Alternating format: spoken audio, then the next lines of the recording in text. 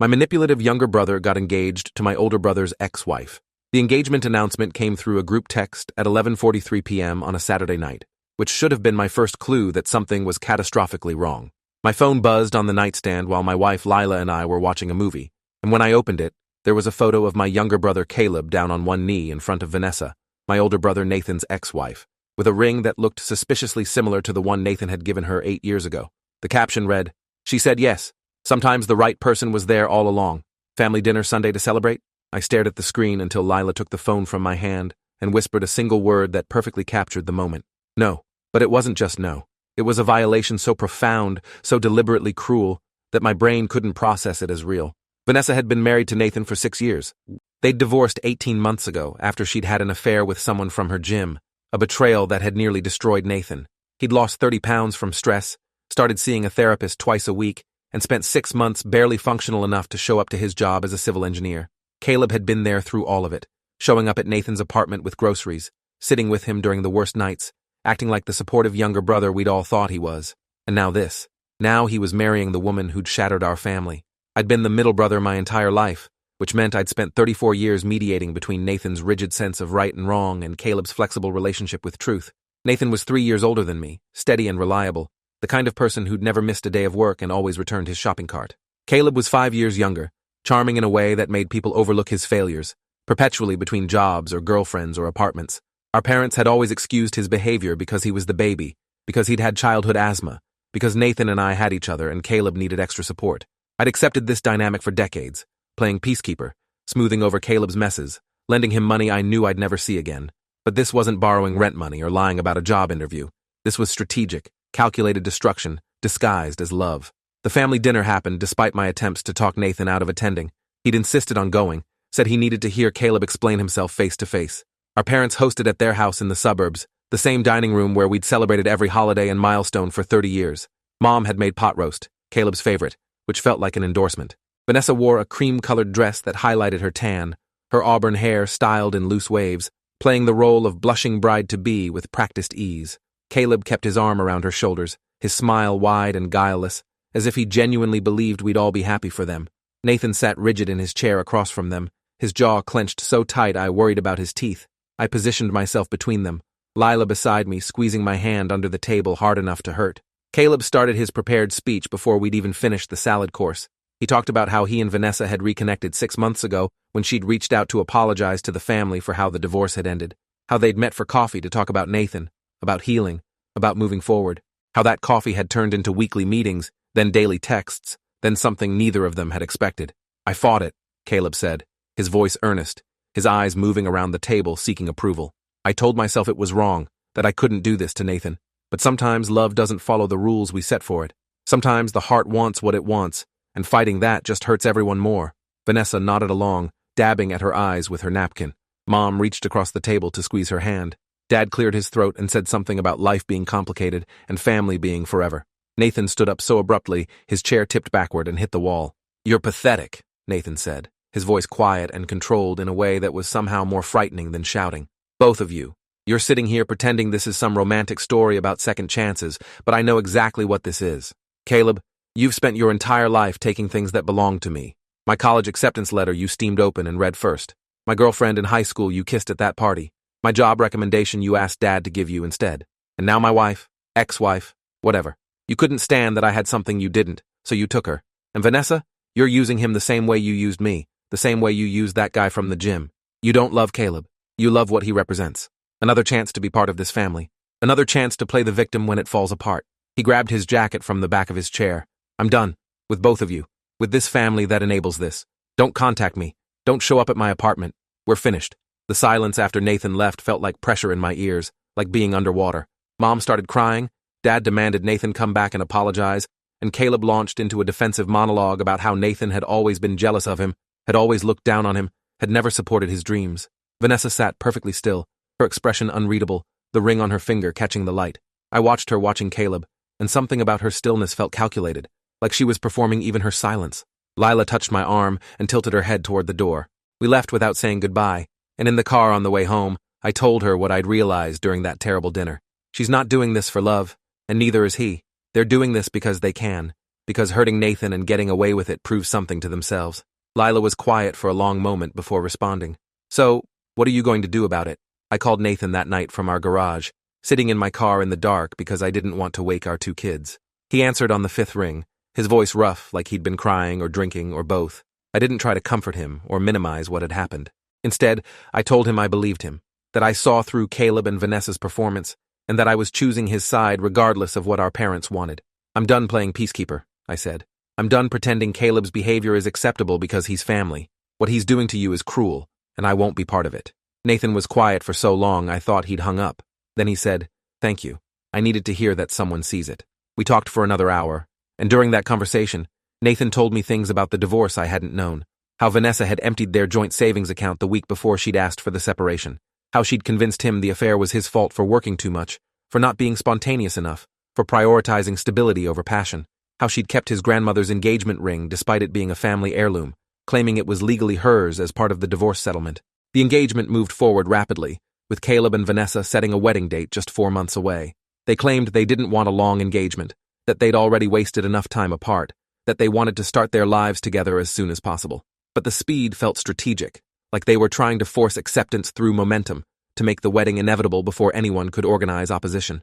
Mom threw herself into planning mode, discussing venues and flowers and guest lists, as if this were a normal wedding instead of a grotesque violation. Dad wrote Caleb a check for $10,000 as an engagement gift, the same amount he'd given Nathan before his wedding to Vanessa. When I suggested this might not be appropriate given the circumstances, Dad accused me of holding grudges and not supporting my brother's happiness. "Caleb deserves love too," he said. "Just because Nathan's marriage didn't work out doesn't mean Caleb can't find happiness with the same woman. People change. Situations evolve. You need to be more open-minded." I started noticing details that didn't align with Caleb and Vanessa's narrative about falling in love 6 months ago. At a family barbecue 3 weeks after the engagement announcement, Vanessa mentioned a restaurant she and Caleb had been to last spring, which would have been 9 or 10 months earlier, well before their supposed coffee meeting reconciliation. When I pointed this out, she laughed and corrected herself, said she'd gotten confused, that she'd been there with someone else. But Caleb had nodded along when she'd first said it, had smiled at the memory before catching himself. At the same barbecue, I overheard Mom talking to her sister about how Caleb had asked her advice about Vanessa back in January, which was 11 months ago, 8 months before their supposed reconnection. When I asked Mom about this later, she became defensive, said I was twisting her words, that she'd meant Caleb had asked her about how to help Nathan heal from the divorce, not about pursuing Vanessa himself. Lila found the first concrete evidence while scrolling through old social media posts one evening. She'd been looking at Vanessa's Instagram account, going back through years of photos, when she noticed something strange. During the period when Vanessa had been married to Nathan, roughly 3 years into their marriage, there were multiple photos of family gatherings where Vanessa and Caleb stood very close together, his arm around her waist or her hand on his shoulder, their body language intimate in a way that didn't match the casual family connection they should have had. In one photo from a Christmas party, they were standing slightly apart from everyone else, Vanessa whispering in Caleb's ear, while Caleb grinned at something she'd said, Nathan visible in the background talking to our father, oblivious. The photo was dated December 3 years ago. Lila showed me half a dozen similar images, all from the period when Vanessa had still been Nathan's wife, all suggesting a familiarity that went beyond appropriate in-law relationships. I started investigating more carefully, going through my own photo archives and text message history. I found a text exchange from 2 years ago, right around the time Nathan had mentioned Vanessa becoming distant and secretive. I'd texted Caleb asking if he wanted to grab lunch, and he'd responded that he couldn't because he was helping Vanessa pick out furniture for her new office space. At the time, I hadn't thought anything of it. Vanessa had been redecorating her home office, and Caleb had always been good at design stuff, so it had seemed reasonable. But Nathan had never mentioned knowing Caleb was helping Vanessa. And when I'd seen Vanessa at a family dinner shortly after, she'd thanked me for recommending that amazing interior designer, letting Nathan believe she'd hired a professional, rather than spending the day with his younger brother. The lie had been casual, unnecessary, unless there was something to hide. I called Nathan and told him what Lila and I had discovered. He went quiet for a long time, then asked me to send him everything. "I need to think about this," he said. "I need to figure out if I'm seeing patterns that aren't there, or if they've been lying to me for years." 2 days later, Nathan called me back. His voice was different, harder, more focused than I'd heard in months. I went through Vanessa's old credit card statements, the ones from our joint account before the divorce. I'd never looked at them carefully because I trusted her, and during the divorce I was too destroyed to care about the details. But I looked now. There are charges from hotels in the city on dates when she told me she was visiting her sister in Boston. There are restaurant charges from places we never went together. And there are Venmo payments to Caleb, small amounts, $20 or $30 at a time, labeled as reimbursement for groceries or gas, but they happened regularly over 18 months. They were seeing each other the entire time, probably longer, and I missed it because I trusted both of them. Nathan wanted to confront them immediately, but I convinced him to wait, to gather more evidence first. If you go to them now with just suspicions and credit card statements, they'll deny everything. They'll say you're bitter about the divorce, that you're imagining connections that aren't there. We need something undeniable. Nathan agreed, and together we started building a case. We created a shared document where we compiled everything: the social media photos with timestamps, the credit card statements, the text messages that referenced Caleb and Vanessa spending time together during the marriage, the inconsistencies in their current story about when their relationship began. The evidence painted a clear picture of an affair that had started at least 2 years before Nathan's marriage ended, possibly longer, hidden behind family gatherings and helpful gestures and elaborate lies. Lila suggested we hire a private investigator, someone who could track Caleb and Vanessa's current activities and potentially find more evidence of their past deception. I'd never considered hiring a PI before, and it felt dramatic, like something from a movie rather than real life. But Nathan thought it was a good idea, and we pooled money to hire someone. The investigator we found was a woman named Diane Foster, 48 years old, former police detective with 23 years of experience. She met with Nathan and me at a coffee shop downtown, listened to our story without interrupting, reviewed the evidence we'd compiled, and told us she'd seen similar cases multiple times. Family affairs are particularly cruel because the betrayal is layered, she explained. It's not just romantic betrayal, it's the violation of familial trust. And in my experience, people who engage in this kind of deception rarely stop at one lie. If your brother and his fiancée have been dishonest about when their relationship started, they're probably hiding other things too. Diane started her investigation by following Caleb and Vanessa for 2 weeks, documenting their movements and interactions. She discovered they'd been renting a storage unit together for the past 14 months, since before Nathan's divorce was even finalized. The unit was registered under Vanessa's maiden name, but security footage Diane obtained through a contact showed both of them accessing it regularly. Diane couldn't see what was inside without a warrant, but the existence of a secret storage unit raised obvious questions. What were they hiding that required a locked space neither of them mentioned to anyone? Diane also discovered that Caleb had been making regular payments to a therapist named Dr. Richard Kovach, a psychologist who specialized in relationship counseling, with appointments dating back 19 months. The timing suggested Caleb had been seeing a therapist while actively pursuing or maintaining a relationship with his brother's wife. The storage unit felt like the key to everything, but we couldn't access it legally without evidence of a crime. Diane suggested we might not need to. If they're hiding something significant, they'll eventually move it or use it. We just have to wait and watch. She set up surveillance on the storage facility, using cameras positioned to capture anyone entering or leaving the unit. 3 days into the surveillance, Vanessa showed up alone on a Thursday afternoon. She spent 40 minutes inside the unit, leaving with 2 large cardboard boxes that she loaded into her car. Diane followed her to a shipping store where Vanessa mailed 1 box to an address in Florida and took the other box with her. Diane managed to photograph the shipping label before Vanessa left. The Florida address belonged to Vanessa's mother, who Nathan had always described as difficult and manipulative, someone who'd encouraged Vanessa's worst behaviors during their marriage. Nathan wanted to contact Vanessa's mother directly to ask what her daughter had sent her, but I argued against it. She'll tell Vanessa immediately, and then they'll know we're investigating. We need to stay invisible until we have everything. Instead, Diane reached out to a colleague in Florida who did wellness checks and asset investigations. For $500, the colleague agreed to visit Vanessa's mother under the pretense of a neighborhood survey and see if she could learn anything useful. The report came back 3 days later. Vanessa's mother had been cordial but suspicious, declining to participate in the survey. However, the investigator had noticed through the front window several pieces of distinctive furniture that matched items Nathan described as having belonged to him and Vanessa during their marriage, pieces Vanessa had claimed were damaged or donated during the divorce. The furniture had apparently been in storage for over a year, hidden away, and then shipped across the country to avoid Nathan ever discovering Vanessa had kept them. This felt like a minor deception compared to the affair, but it revealed Vanessa's character in a specific way. She'd lied about damaged furniture to keep things Nathan had emotional attachments to, things that belonged to him as much as her. It suggested a pattern of taking and hoarding, of denying Nathan closure even in small ways. Nathan was furious when he learned about the furniture, not because he wanted the items back, but because it confirmed how little Vanessa had cared about his feelings even during the divorce process. She looked me in the eye and told me those things were gone, that she'd donated them to charity, and I believed her. I thanked her for handling it. God, I was so stupid. I reminded him that trust wasn't stupidity, that Vanessa and Caleb had deliberately exploited his good nature, but I could see the realization settling into Nathan's bones, changing how he saw every memory of his marriage. The wedding was scheduled for a Saturday in late autumn at a vineyard 2 hours outside the city, the same venue where Nathan and Vanessa had originally married. When Mom told me this detail during a phone call, she seemed oblivious to how grotesque it was, chattering about how Vanessa had always loved the venue and how they'd gotten a discount because the owners remembered them.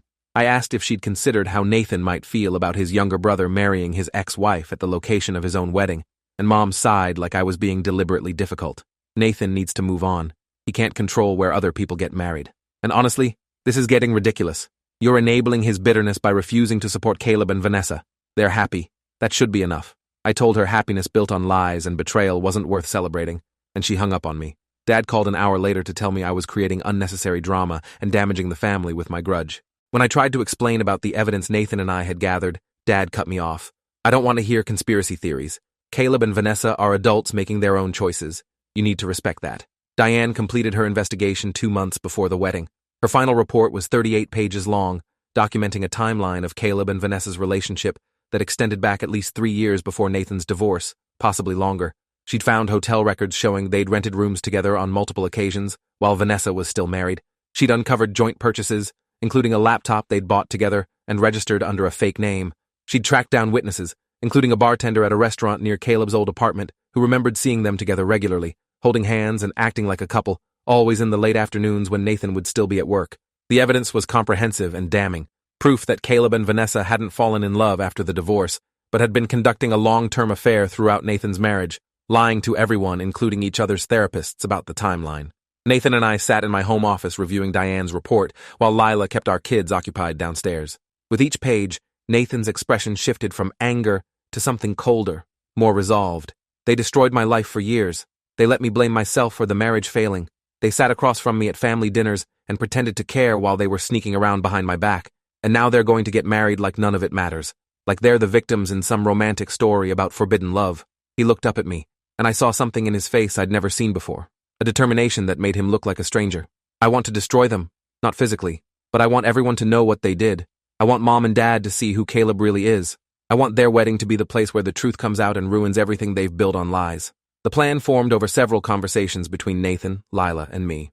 We'd considered multiple approaches, confronting Caleb and Vanessa privately, sending the evidence to our parents, even just letting it go and cutting ties with the whole family. But Nathan wanted public exposure, wanted Caleb and Vanessa to face consequences in front of everyone who'd enabled them. They've spent years controlling the narrative, making me look like the bitter ex-husband while they played the star-crossed lovers.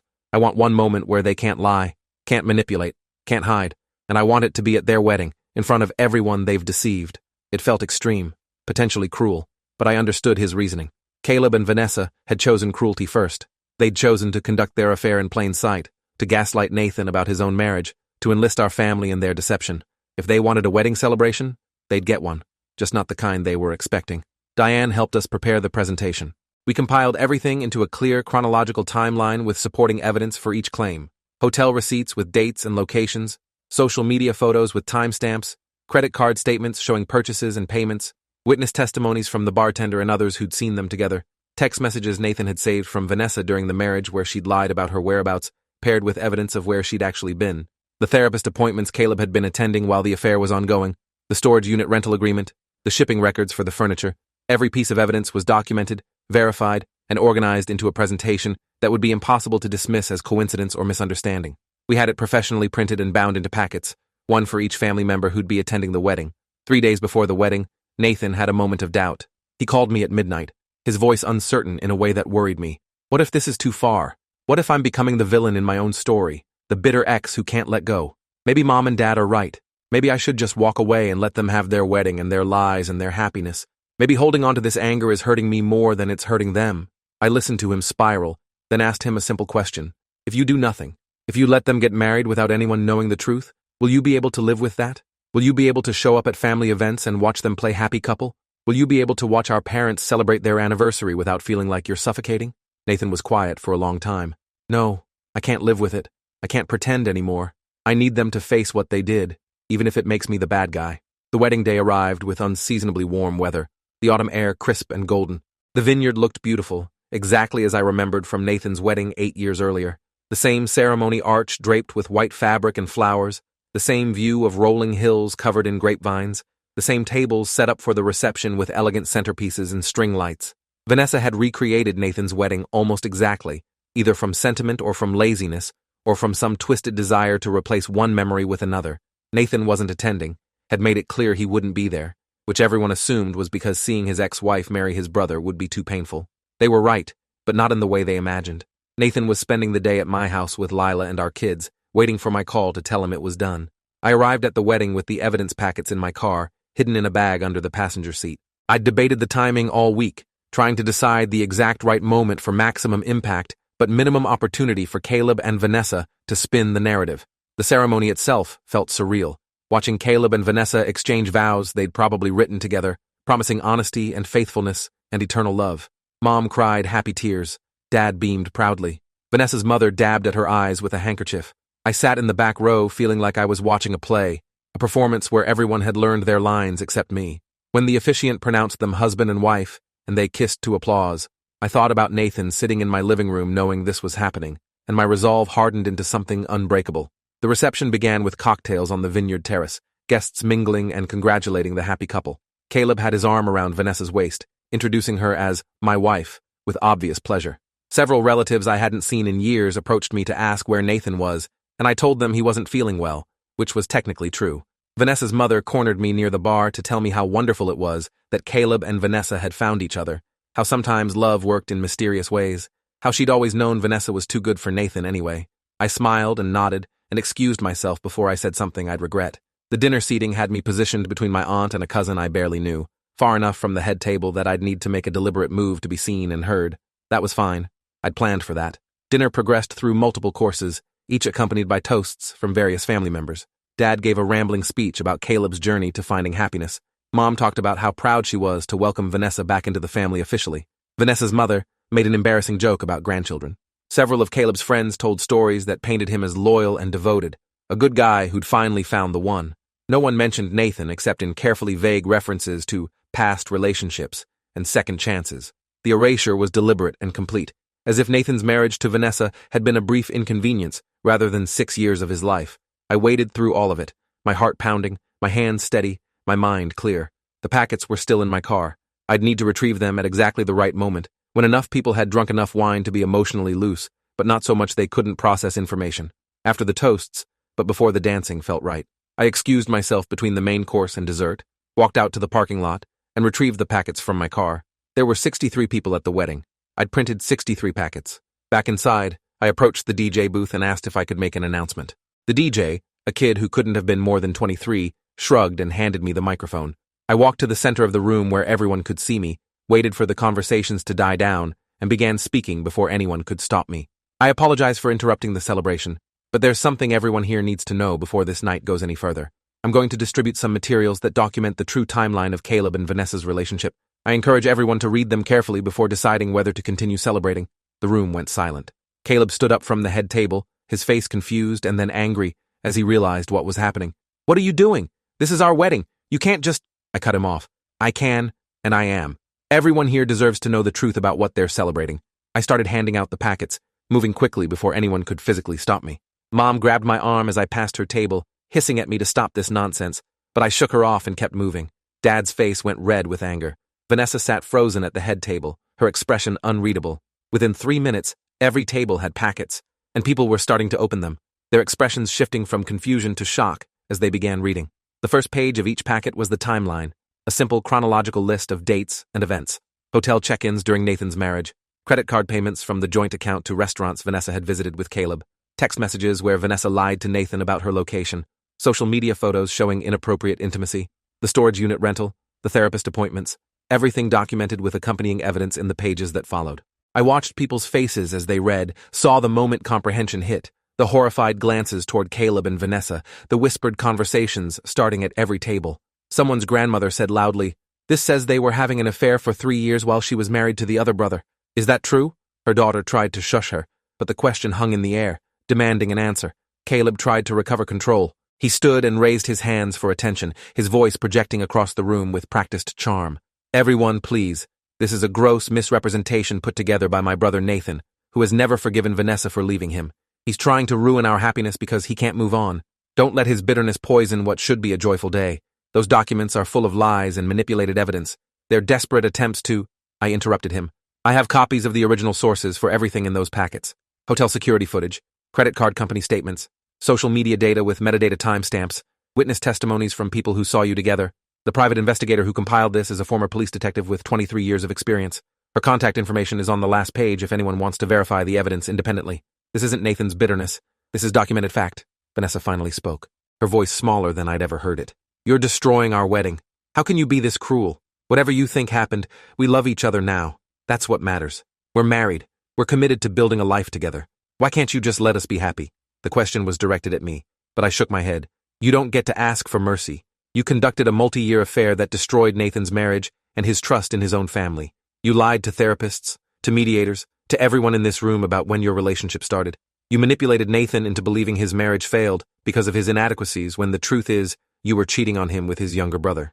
And then you had the audacity to get married at the same venue where you married him, wearing a similar dress, even using some of the same vendors. You didn't want to build a new life. You wanted to replace him and make everyone pretend it was romantic. Mom stood up, her face streaked with tears and anger. You need to leave. Right now. I don't care what these papers say. You don't crash your brother's wedding and humiliate him like this. Family doesn't do this to family. I looked at her directly, felt something break inside my chest that I'd been holding together for years. You're right. Family doesn't do this, which is why Caleb and Vanessa aren't my family anymore. And honestly, Mom, neither are you if you keep defending them after reading that evidence. Nathan is my brother. He's the one who got hurt. He's the one who spent months barely functional because he thought his marriage failed, because he wasn't good enough. And you've spent the last year telling him to get over it, to be happy for Caleb, to stop holding grudges. You enabled this. You chose Caleb's comfort over Nathan's truth. So don't talk to me about what family does. Dad approached me, his voice low and threatening. You're making a scene based on paranoid conspiracy theories. Nathan has poisoned your mind against your own brother. I raised you better than this. Now apologize to Caleb and Vanessa and leave before I call security. I didn't move. Call security. I'm not apologizing for telling the truth. Read the packets, Dad. Actually read them instead of dismissing them because they're inconvenient. Look at the hotel records. Look at the timestamps on the photos. Look at the witness statements. And then explain to me how this is a conspiracy theory. Dad grabbed a packet from the nearest table and started flipping through it, his expression moving from anger to confusion to something that might have been dawning realization. He stopped on a page showing a credit card statement with a highlighted charge from a hotel in the city, dated during the middle of Nathan's marriage. Below, it was a photo of Caleb and Vanessa in that same hotel's lobby, pulled from the hotel's social media account where they'd been tagged by another guest. The room had descended into chaos. Multiple conversations happening simultaneously, people gathering in clusters to compare packets and discuss what they'd read, several of Vanessa's relatives confronting her mother about whether she'd known. The bartender I'd mentioned in one of the witness statements, who'd been hired to work the wedding bar, confirmed loudly that yes, he'd served Caleb and Vanessa regularly at his previous job, and yes, they'd definitely been acting like a couple, and yes, this was years ago. One of Caleb's groomsmen, someone I vaguely knew from college, approached Caleb at the head table and said something I couldn't hear, then removed his boutonniere and walked out. Vanessa was crying now, but they weren't the practiced tears she usually deployed. These were real panicked tears of someone watching their carefully constructed image collapse. My aunt, the one who'd always been kind to Nathan, stood up and addressed the room. I think we all need to take a moment and actually process what's in these documents before deciding what to do. If even half of what's documented here is true, then we've all been celebrating a relationship that began with profound betrayal. I, for one, can't continue this celebration until I understand what really happened. Several other relatives murmured agreement. Caleb's best man, a friend since childhood, picked up his packet and started reading more carefully, his face darkening with each page. Vanessa's mother tried to defend her daughter, insisting that the heart wants what it wants and that judging other people's relationships was wrong, but even her friends seemed uncomfortable, one of them asking pointedly when exactly Vanessa had told her about starting the relationship with Caleb. Caleb made one final attempt to regain control. He stood on a chair so everyone could see him, his voice desperate and too loud. Listen to me. None of this matters. So what if we were seeing each other while Vanessa was still technically married? Her marriage to Nathan was already over. They were basically roommates. Everyone knows marriages end long before the divorce papers get filed. We didn't do anything wrong. We fell in love. That's not a crime. And this vindictive attempt to ruin our wedding just proves that Nathan is the toxic one, not us. He's been sabotaging my relationship with our parents for years, always the golden child, always the perfect son, always making me look bad by comparison. Well, guess what? I found happiness anyway. Vanessa chose me. Me, not him, and I'm not going to apologize for that. The confession was stunning in its narcissism, confirming everything while simultaneously trying to justify it. Several people's mouths literally dropped open. My cousin, a lawyer, stood up and said, "That's not falling in love. That's conducting an affair and then gaslighting your brother about why his marriage failed." The timeline in these documents shows you were seeing Vanessa for at least 2 years before Nathan even knew the marriage was in trouble. That's not two people finding each other after a breakup. That's deliberate, sustained deception and betrayal. Caleb pointed at my cousin accusingly. You don't know anything about my relationship. None of you do.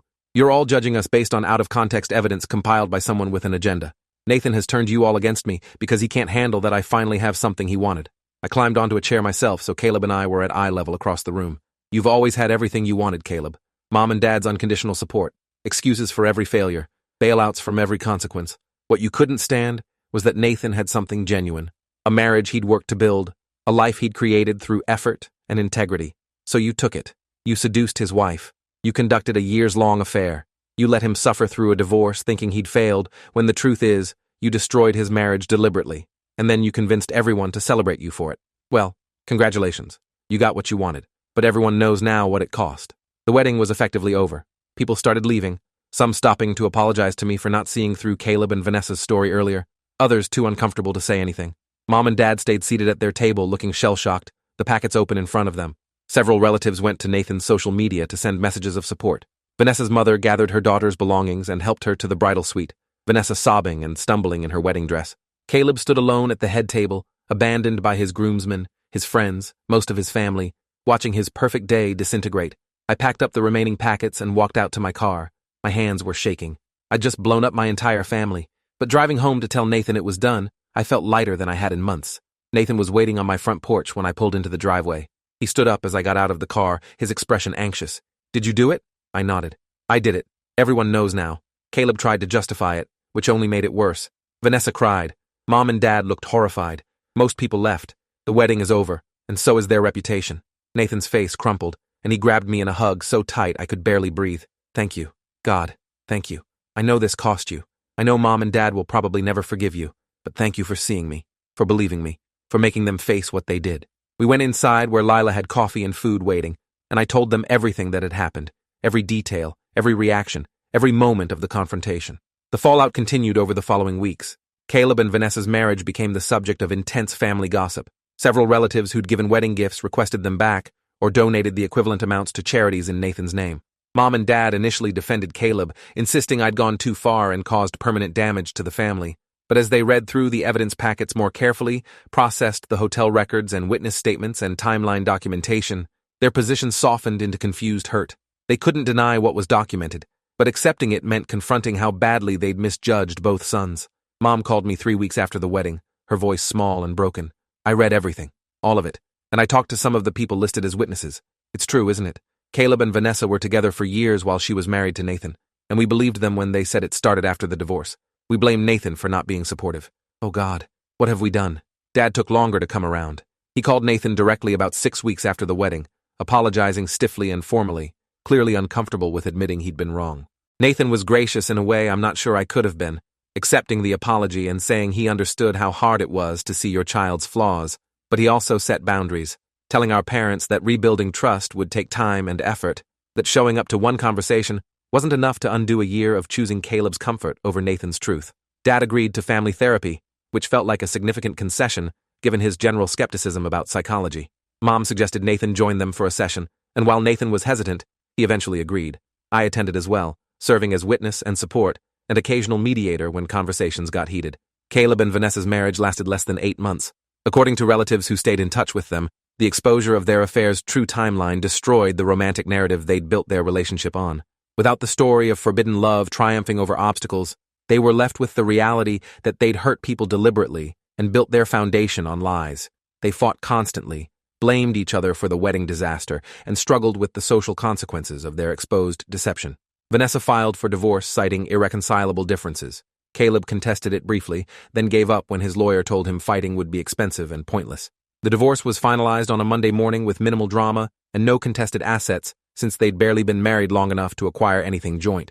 Mom told me Caleb had asked to move back into their house after the divorce, claiming he couldn't afford his rent and needed family support during this difficult time. Dad, showing more spine than I'd seen in years, refused. You're 31 years old. You made adult choices. You can live with adult consequences.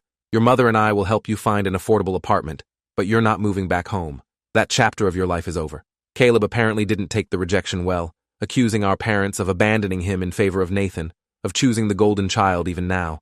Mom held firm, which I knew must have been devastating for her, but she'd been working hard in therapy to understand how her enabling had damaged both sons.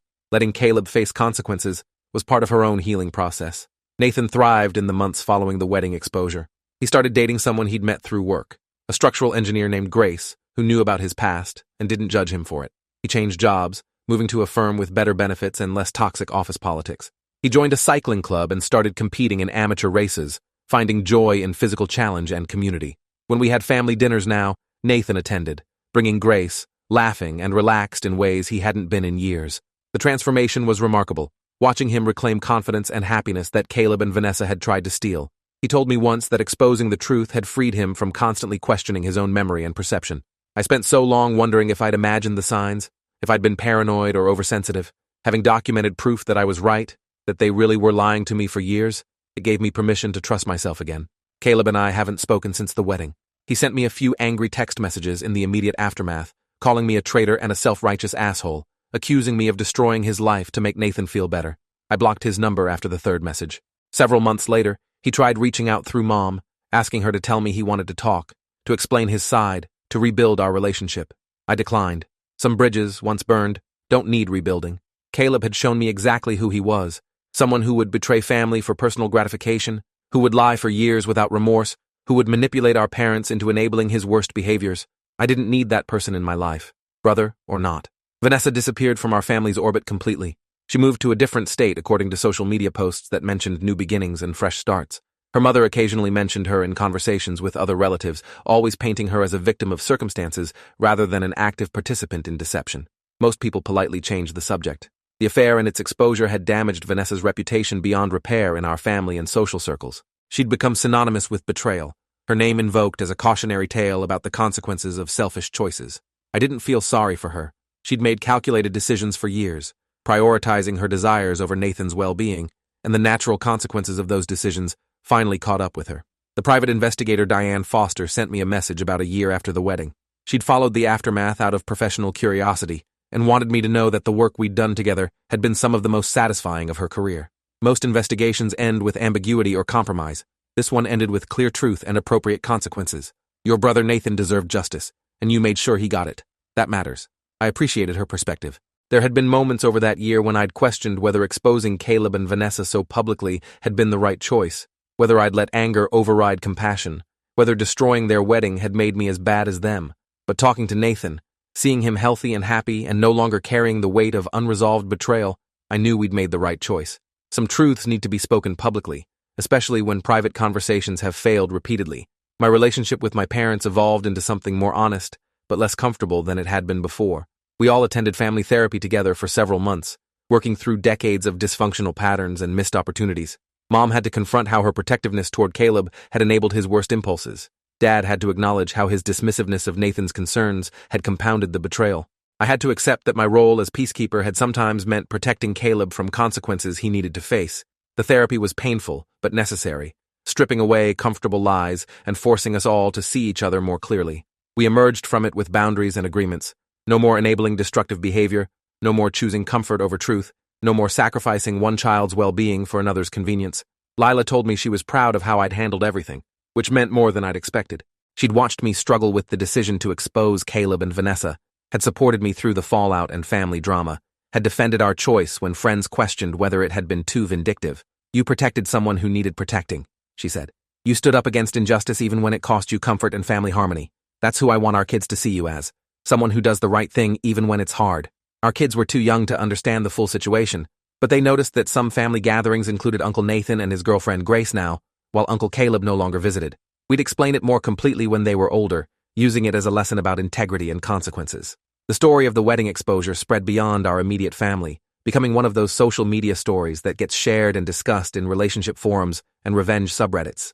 Someone who'd attended the wedding had posted about it anonymously, and the story went viral, garnering hundreds of thousands of responses debating whether I'd been justified or cruel. The overwhelming majority supported the exposure, with many people sharing their own experiences of family betrayal and wishing they'd had evidence and courage to expose similar situations. A few criticized the public nature of the confrontation, arguing that it was unnecessarily humiliating and that private conversations would have been more appropriate. But those critics didn't know about the year of private conversations that had failed, the repeated attempts to make our parents see reason, the gaslighting and manipulation Caleb and Vanessa had deployed to maintain their narrative. Nathan eventually wrote his own account of what happened, posting it on a blog he'd started about recovering from betrayal trauma. His version went even more viral than the wedding story, reaching people who'd experienced similar situations where family members had affairs or where they'd been gaslit about their own perceptions. He received hundreds of messages from people thanking him for sharing, telling him their own stories, asking advice about how to handle similar betrayals. The blog became a minor online community for people working through family dysfunction and relationship trauma. Nathan found purpose in helping others navigate what he'd survived, turning his pain into something useful and healing. He told me once that the wedding exposure had been the moment that saved his life, that without the public acknowledgement of what had been done to him, he'd have continued doubting himself and possibly never fully healed. 2 years after the wedding, Nathan and Grace got engaged. He asked me to be his best man, and I accepted immediately. Their wedding was everything his first wedding should have been: genuine, joyful, surrounded by people who loved them both and celebrated their relationship without hidden agendas. Mom and Dad attended and behaved appropriately, offering support without drama. Caleb was not invited and didn't attempt to contact Nathan about it. Several relatives who'd attended the disastrous wedding with Vanessa commented on how different this celebration felt, how you could sense the authenticity and mutual respect between Nathan and Grace. During my best man speech, I didn't mention the past directly, but I talked about Nathan's resilience, his capacity for trust after betrayal, his commitment to building something real and lasting. Everyone who'd been part of the previous drama understood what I was really saying. The consequences for Caleb extended beyond family relationships. The exposure of his affair and manipulation damaged his professional reputation in ways I hadn't anticipated. Several of his work contacts had social connections to our family or had heard the story through mutual acquaintances. In his industry, reputation mattered, and being known as someone who'd betray family raised questions about business ethics and reliability. He struggled to maintain employment, moving between jobs frequently as the story followed him. I didn't feel guilty about this. Caleb's professional struggles were natural consequences of his choices, not punishments I'd inflicted. He'd built his career partly on family connections and social relationships, and when those relationships were damaged by revealed betrayal, his career suffered accordingly. That was cause and effect, not revenge. Vanessa's life after the divorce remained mostly unknown to us, which felt appropriate. She'd been part of our family for 8 years total across 2 marriages, but she'd never really belonged, had always been performing rather than genuinely connecting. Without her scripts and manipulations, she disappeared into obscurity. I occasionally wondered if she'd learned anything from the experience, if she'd sought therapy or worked on the narcissistic tendencies that had driven her behavior, but mostly, I didn't think about her at all. She'd been a destructive force in Nathan's life, and now she was gone, and that was enough. My kids grew old enough to ask more detailed questions about why Uncle Caleb didn't visit anymore. Lila and I had conversations about how much to tell them, ultimately deciding on age-appropriate honesty. We explained that Uncle Caleb had made choices that hurt Uncle Nathan very badly, and that sometimes when people hurt us that deeply, we need to protect ourselves by creating distance. We emphasized that family relationships aren't automatic, that they require respect and trust, and that it's okay to set boundaries with people who repeatedly cause harm. Our oldest asked if Uncle Caleb was sorry for what he'd done. I answered honestly that I didn't know, that being sorry required acknowledging wrong, and Caleb had never done that. The conversation seemed to satisfy their curiosity while teaching important lessons about relationships and consequences. The family gatherings we have now are smaller, but healthier. Nathan and Grace, their kids when they start having them, Lila and me and our children, our parents, who've worked hard to rebuild trust and demonstrate changed behavior, some aunts and uncles and cousins who stayed connected through the drama. Caleb's absence is noted but not mourned. The gatherings feel genuine in ways they didn't before, when we were all performing family harmony while ignoring fundamental betrayals. Sometimes honesty means smaller circles, fewer people, but the relationships that remain are stronger and more authentic for having survived truth-telling. I think about the wedding sometimes, about standing in that reception hall handing out packets of evidence while Caleb and Vanessa watched their carefully constructed lies disintegrate. It had felt terrifying in the moment, burning bridges in real time, potentially destroying my relationship with my entire family. But looking back, I see it as the moment I chose integrity over comfort, truth over false peace. Caleb and Vanessa had counted on everyone choosing comfort, had banked on the family's desire for harmony, overriding the need for justice. They'd been right about our parents, at least initially, but they'd underestimated Nathan's need for validation and my willingness to fight for it. That miscalculation cost them everything. Nathan's life now bears no resemblance to the broken, confused man he'd been during the divorce.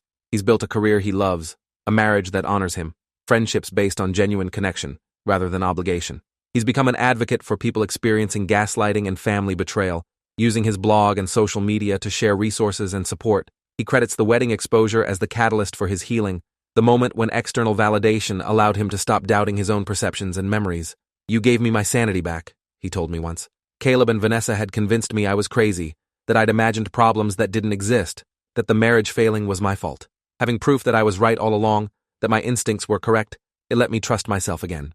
The private investigator's report remains in my possession, carefully stored with all the original evidence. Nathan has his own copy, and several family members kept the packets from the wedding. The documentation serves as insurance against future revisionist history, protection against Caleb or Vanessa attempting to reclaim victim status by rewriting what happened. Memory is unreliable and people are susceptible to manipulation, but documented evidence endures. If Caleb ever tries to repair his reputation by claiming the exposure was based on lies or misunderstandings, we have 38 pages of professionally compiled evidence to contradict him. That documentation was expensive and time-consuming to create, but it was worth every dollar and hour. The question people ask most often, both in person and in response to Nathan's blog posts, is whether we'd do it differently if we could go back. Would we still choose the public exposure at the wedding, or would we handle it more privately? My answer is always the same. We tried private conversations. We tried presenting evidence to our parents. We tried giving Caleb and Vanessa opportunities to come clean. They responded with more lies, more manipulation, more gaslighting. The public exposure wasn't our first choice. It was our last resort after every reasonable alternative had failed. And it worked. It shattered their carefully maintained narrative and forced everyone to confront the truth. Would I prefer a world where it hadn't been necessary? Absolutely. But given the reality of who Caleb and Vanessa were, the wedding confrontation was exactly as harsh as it needed to be. Thanks for watching till the end. Make sure to subscribe and like to not miss the next story.